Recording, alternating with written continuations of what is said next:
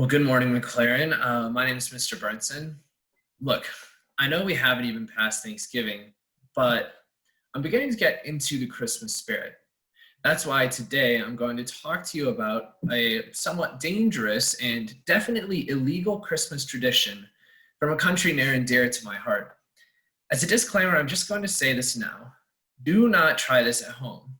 As a further disclaimer, I would like to say I do not condone much of the behavior you're about to hear about, but it is worth it to examine some of the domestic problems from that distant and cold part of the world that we call Scandinavia. In the beautiful Scandinavian country of Sweden, there's a little city called Gävle.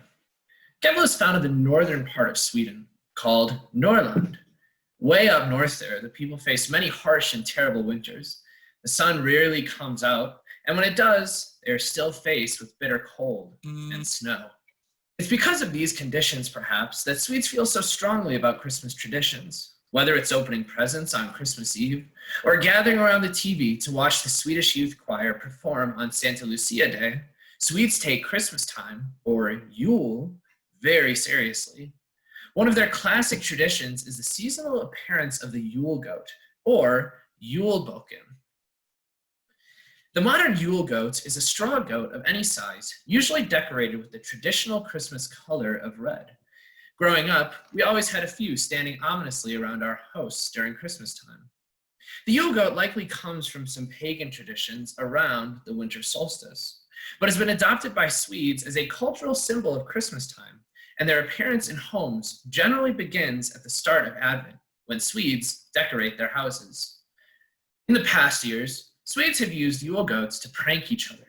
They discreetly place one in their neighbor's house. Then, their neighbors find the goat, and they must place it in another neighbor's home.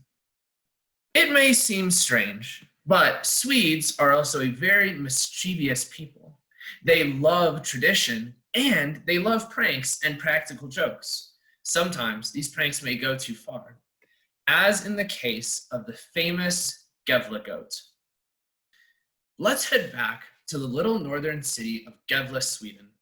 Every year in Gävle, community organizers, working alongside an organization of businessmen called the Southern Merchants, construct a massive Yule goat in their Schlosstorget, or their castle square, in the middle of the town.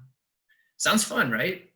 Of course, this goat has set various records for largest Yule goat, and even followed the Swedish national hockey team to Italy for the World Championships in 1994, perhaps spurring them on to a third-place finish. The goat, however, has been the famous victim of an almost annual arson attack during its 54-year history. The people of Gävle, or sometimes even foreign invaders, have successfully burned the goat down, or at least heavily damaged it, 37 times. The first attack came the same year of its conception, in 1966. The proud people of Gävle watched as the first of many Yule goats was burned to the ground on New Year's Eve. Fortunately, the Swedes, known for circling their wagons, had the goat insured. The perpetrator faced a charge of vandalism. Now, this tragic affair may seem so heinous that it could not possibly be repeated. How could one burn such an object of beauty and grace? Perhaps the answer lies in the very material of the goat.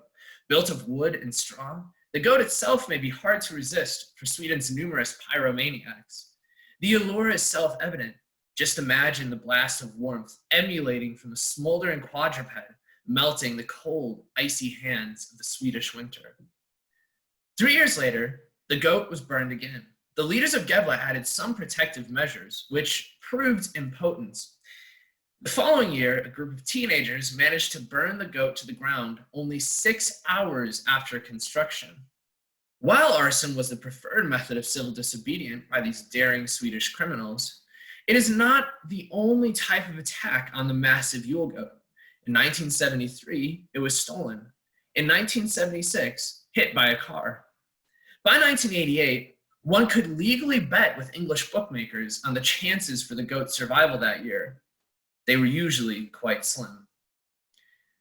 The early years of the Gävle goat's destruction are shrouded in mystery.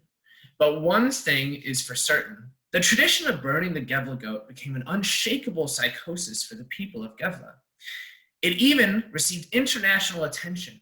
In 2001, 2 days before Christmas, a visitor from the state of Ohio was arrested for burning down the goat and spent 18 days in Swedish jail. The court confiscated his cigarette lighter with the argument that he clearly was not able to handle it. He stated in court that he was no goat burner and believed that he was taking part in a completely legal goat burning tradition. After he was released from jail, he returned to the US without paying his fine.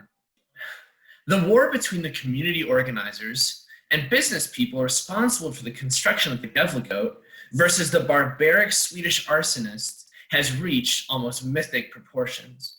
The pro-goat faction has tried everything from guards to surveillance cameras to fireproofing to large fines and even a 3-month jail sentence as incentive. Their formation of the Goat Committee in 1992 marked perhaps a turning point in the civic defense of the goat. However, by the time of the goat's 40th anniversary, the authorities had only caught 4 of the many perpetrators. In Christmas 2005, the Gävle goat mythos reached other parts of Sweden as a coordinated anti-goat effort managed to raze to the ground multiple goats throughout the country. A Gävle goat story of great interest came in 2001. An organized group of anti-goat reactionaries arrived to the city square dressed as Santa Claus and the Gingerbread Man. Using flaming arrows, these Christmas criminals were able to set the goat aflame. The subsequent chase was featured on Sweden's version of Most Wanted. The last burning of the goat occurred in 2016. The last 3 years, it has survived. Now the world awaits the fate of the Gävle goat 2020. Now, why would such a peaceful people like the Swedes participate in grievous cases of property damage? Well, there stands perhaps a few answers.